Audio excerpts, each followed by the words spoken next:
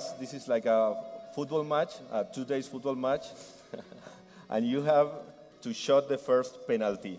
So all the pressure is with you, basically, because if you start well, the conference will go high. But no, honestly, we join you as first speaker because we think that you will give us an overview how to create new businesses and disruptive businesses. So we're very happy to have you with us. Luke is a fellow of Frog Design. He's from Australia, and we are very happy to have you here. Good luck, Luke. Thank you, Pablo. Hello, everyone. How is everyone? Feeling good? Pablo told me I'd be kicking off last night the whole football thing, so I had a few drinks. I'm from Australia originally, but based in New York now, and I'm a fellow at Frog Design, and I also teach at New York University Stern School of Business. And once I get the slides up, I'll tell you a bit more about that. But I'm really here. 1 second, just in case there are simultaneous translation devices outside. Does someone want to translation? Okay.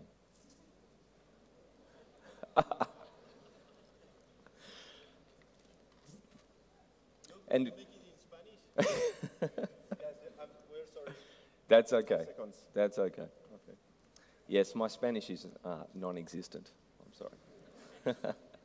Oh, the translation's working now, I see. So I'm here. I'm delighted to be here in Madrid. I'm very excited to be talking about innovation and a way of thinking which is of critical importance to innovation. It's a way of thinking that I've just written a book about. The book is called Disrupt. And it's about a way of thinking that surprises the market again and again with unexpected solutions. A way of thinking that produces unconventional strategies that leaves competitors scrambling to catch up. A way of thinking that turns consumer expectations on their head and can take an entire industry into its next generation. It's a way of thinking I call disruptive thinking, and it is really the key ingredient for innovation. It is where innovation starts.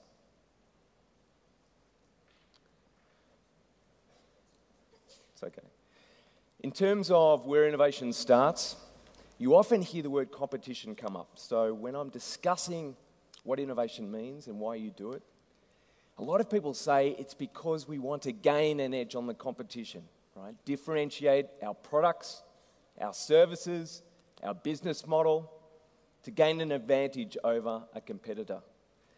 But what I've discovered in those conversations is that people have a very outdated notion of the word competition. If you go back to the history of the word competition, where it started, it comes from the Latin verb meaning to seek together, meaning we choose to run in the same race.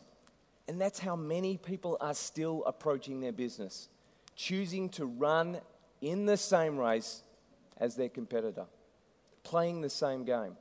And this is why we have so much incremental differences in otherwise identical products,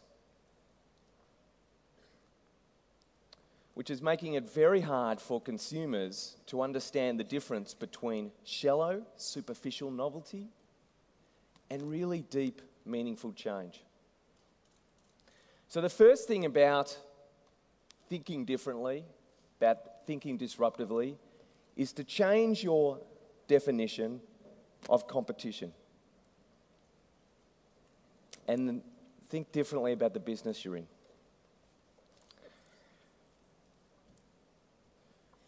The main point of that is when people speak about disruptive technology or innovation, they're often they're telling you how to spot the changes going on in the marketplace. So how to spot and react to disruptive change in your circumstances or your business. But I think this is too much of a passive approach. I think it's much more important to be the disruptive change in your industry. to be the one that takes the industry in another direction. Now, when that is the case, it doesn't resemble the traditional notion of competition, which is a very happy thing. If you're choosing to play in the same race or the same game as your competitor, everything's good, yeah? Because you just have to make it faster or you just have to make it cheaper than your competitor. But it's this very happy notion. I don't know who this guy is, but he was the happiest guy I could find on the internet. But this reminds me of, if we all play along together, may the best business win. But what I'm interested in talking to you about today is how to be that disruptive change. And when you are being the disruptive change in your industry, it doesn't look like this. It looks like this. Anyone recognize that image? Few? Yep, the Psycho scene in the shower scene in Psycho where she gets stabbed. Now, can anyone tell me what happened in that famous Alfred Hitchcock movie before she got stabbed in the shower? Does anyone remember it?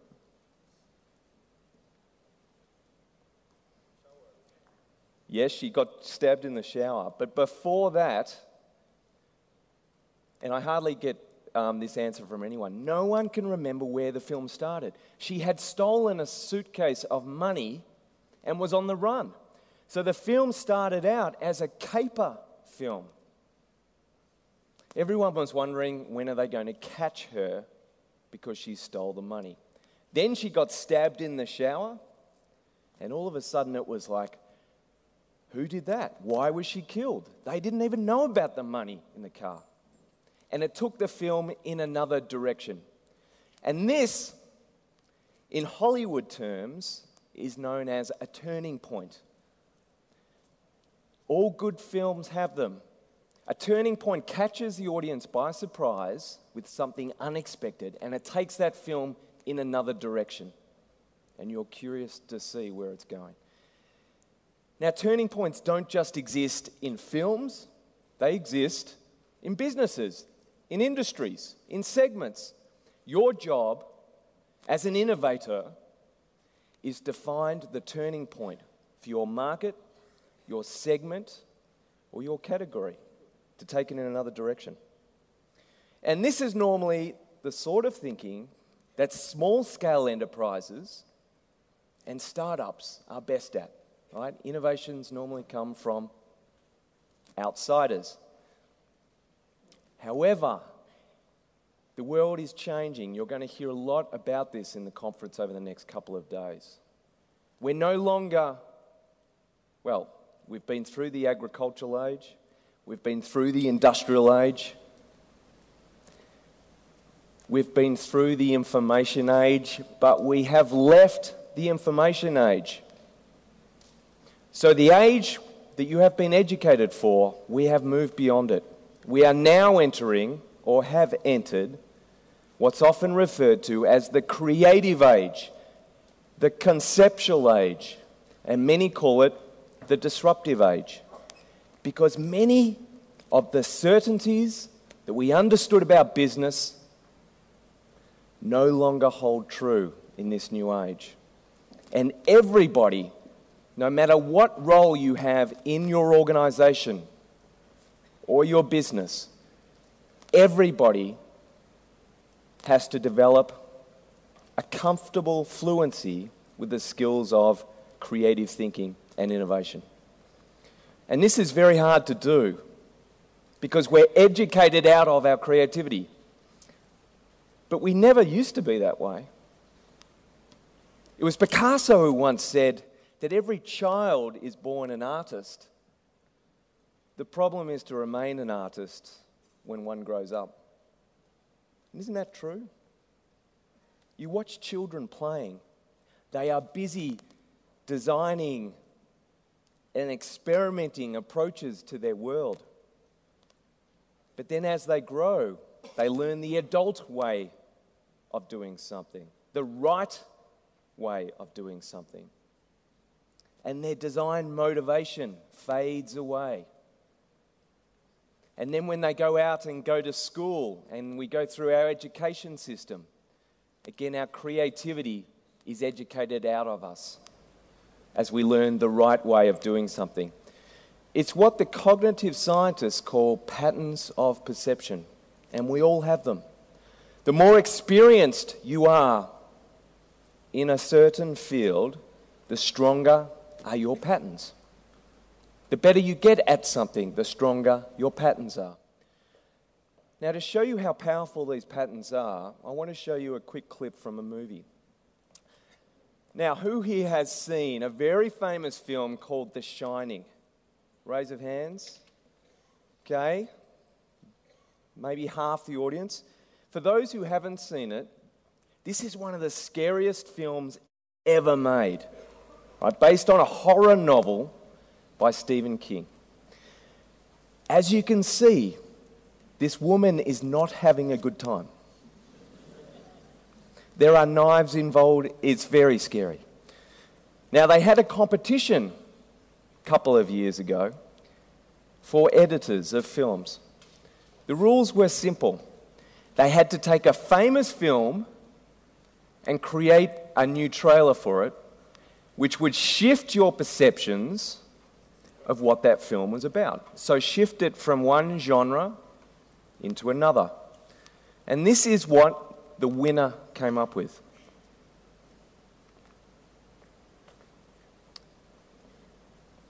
We'll need sound, guys. He's a writer looking for inspiration. Lots of ideas. No good ones. Meet Danny. Matadors. He's a kid looking for a dad. There's hardly anybody to play with around here. What's up, Doc? Jack just can't finish his book. I don't want to sound melodramatic, but there's no way to make it economically feasible. Here's to 5 miserable months. But now, sometimes what we need the most is just around the corner.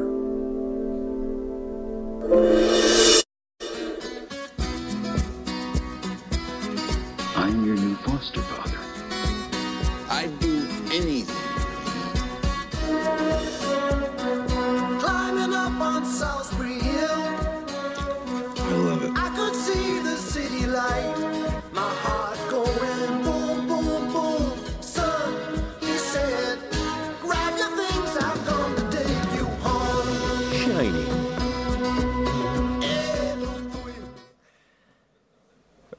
I actually saw The Shining after I saw that trailer. I was in for a shock.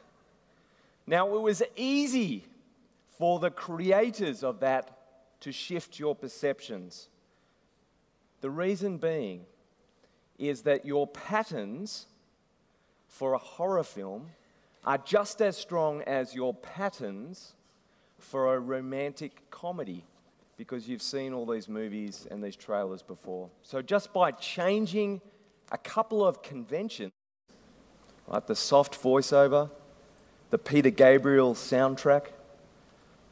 We've tried this actually. You can put Peter Gabriel in anything and it will soften it up. They were able to shift your perceptions from a horror film to a romantic comedy. Now, the same applies in business. Now, at Frog Design, the company I worked at for 8 years as a creative director, the company has a long history. 40 years. We started out working for Apple and Steve Jobs very early on a project called Snow White and the Seven Dwarfs. And this is the original paperwork from 1982. Now, normally, well, I should say, this project actually led to the development of the Apple Macintosh SE. Now, normally, when you're a design firm, and you're being briefed with a project, it is lists and lists of requirements, particularly for technology products. It has to be this price point. It has to have this much memory. It has to be this fast. It has to be aimed at this target segment. Lists. Steve Jobs didn't give Frog Design a list of requirements. He said only one thing. He said, when asked what he wanted from the future of Apple and his vision for computers, he simply said this: I want Bob Dylan songs. Right? I mean, can you imagine getting that? You're about to design a computer, and the boss says to you, I want a computer like a Bob Dylan song. Any Bob Dylan fans? A few. Bob Dylan music is often described as poetic, so he wanted that emotional connection. Any who hadn't heard it, here's an example. We'll need volume again, guys. Okay, no volume. I'll sing it. So Bob Dylan, if you want to understand how innovation works, study the career of Bob Dylan. As soon as he gains success in one category and the competitors catch up, he runs in another direction. And he often alienates his existing fan base to do it. It's quite interesting. What Steve Jobs was... Come gather around, people, wherever you roam, and admit that the waters around you have grown, and accept it that soon you'll... So imagine trying to translate that into a computer. Okay? Now what Steve Jobs was doing was he was making an intentionally unreasonable statement to get our thinking flowing in a new direction. And this is very important, very important. This is the difference between prediction and provocation. If you're saying to somebody, what if a computer was like a Bob Dylan song? That is what we call a disruptive hypothesis. And it differs significantly from our normal meaning of the word hypothesis. Normally we refer to hypothesis as, oh, my cell phone doesn't work. I wonder if it's the battery. That's a hypothesis. If I change the battery, maybe it will work. So then I test the hypothesis. I change the battery. If it was the battery and the phone works, great. If it doesn't, I need a new hypothesis. You make a reasonable prediction about why the phone doesn't work. However, in design and innovation, we don't make reasonable predictions. We make unreasonable provocations. So in this cell phone example, what if my cell phone didn't need a battery at all? That would be an unreasonable provocation. Now, I'm here today to tell you that there is far too much prediction going on in businesses around the world and far little provocation.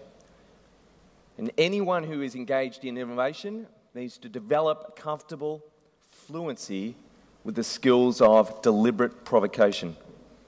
It's the difference between looking at something and saying why, or dreaming something that doesn't exist and saying what is. And the difference is profound. And you can see examples of businesses in every industry that have started with this sort of disruptive hypothesis. Socks. Think about socks. How often have we worn socks or bought socks in pairs and they match all around the world? That's our expectation. A friend of mine was at dinner one night and they came up with the idea or the hypothesis and said, what if somebody sold socks in sets of 3 and none of them match? Everyone thought it was a crazy idea. That's not usable. Who would want socks that don't match? However, they pursued that, experimented with it, and started a company called Little Mismatched. And they sell socks in sets of 3, can't buy them in pairs, none of them match. And they're a hit with tween girls, 9 to 12-year-old girls. Now they're into furniture, they're into toys and other things. Soda or soft drink. Okay, we take for granted, our expectation is that soda is inexpensive, it tastes good, and it's advertised as aspirational. Okay, Coke and Pepsi wrote the rule book on aspirational marketing. You know, this isn't a can of soda, this is American democracy. till somebody came up with a disruptive hypothesis and said, what if soda was expensive? What if it tasted bad? And what if it was advertised as functional? So we're not going to tell you this is going to change your life. We're just going to tell you it's going to give you a boost when you need it. Any guesses? Red Bull. Okay. Placed no importance on taste, launched at double the price of Coca-Cola, and totally moved away, a radical departure from aspirational marketing. Rental cars. This is an example that used to drive me crazy. How many times have you rented a car and they only rent by the day and you bring it back a few minutes late and they charge you another day? The expectations are the same. They have to see the customer has to fill out paperwork, and they rent you cars by the day. Disruptive hypothesis: what if we didn't have to see the customer? There was no paperwork for them to fill out, and they could rent cars by the hour. Now, this is a big example in the United States, and I know the car sharing model started in Europe, but Zipcar have put their own spin on it. Now they have 85% of a very, very large market. And this is what disruptive innovation does. It gives you a very long lead time over your competitors. And a great disruptive strategy will always have the competitors scrambling to catch up. So Hertz and Avis, two other big car rental companies, are scrambling to catch up. What I've talked about today is just one step in the process for innovation, but this is where disruptive innovation starts. It starts with a disruptive hypothesis. You then have to take that hypothesis and you have to work out how that is going to become a viable business opportunity. You have to take that opportunity and then turn it into a usable idea. You then have to take that idea and turn it into a practical solution, because disruption for disruption's sake is just annoying. It has to deliver value. You have to find out who loves socks that don't match. And finally, you have to pitch that disruptive solution to somebody who is going to implement it or back it or invest in it. Even within your own company, you have to build a persuasive story around that solution. And I'm going to leave you with this example. If you really want to know how disruptive thinking works, study the work of professional comedians, because they are masters of disruptive thinking. If you think about what a comedian does, he tries to work out what his audience is taking for granted, what do they expect, and then he changes that expectation. He surprises them with something unexpected, and that's where the humour comes from. So watch how they work. Now, this is a comedian from London called Eddie Izzard, and I'm going to show you a clip from Eddie. Now, in this clip, you will hear Eddie's voice, but what you will see is a Lego animation. Somebody with a bit much time on their hands has created this animation of what Eddie's saying. Now, what he's talking about in this comedy is the Church of England, okay, as a religion. And he's really on a rant about religion, but what he's saying is the Church of England is not a very scary religion.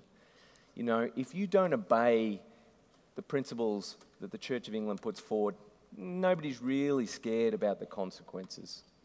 So he flips that expectation on its head and he says, what if they were a scary religion? What if they had an extreme point of view? What would happen? This is the other thing about comedians. They play that through. They take the hypothesis and they bring it to life for the audience. And it is the same for innovation in a business. Take the hypothesis and imagine that working through moment to moment. So his extreme provocation for the Church of England is you must have tea or cake with the vicar once a week, or you die. And then he plays that through. So guys, we'll need sound for this as well. But you can't do that in Church of England. You can't say, you must have tea and cake with a vicar or you die. You can't have extreme points of view. You know, the Spanish Inquisition wouldn't have worked with Church of England. Talk, will you talk? But it hurts. Well, loosen it up a bit, will you?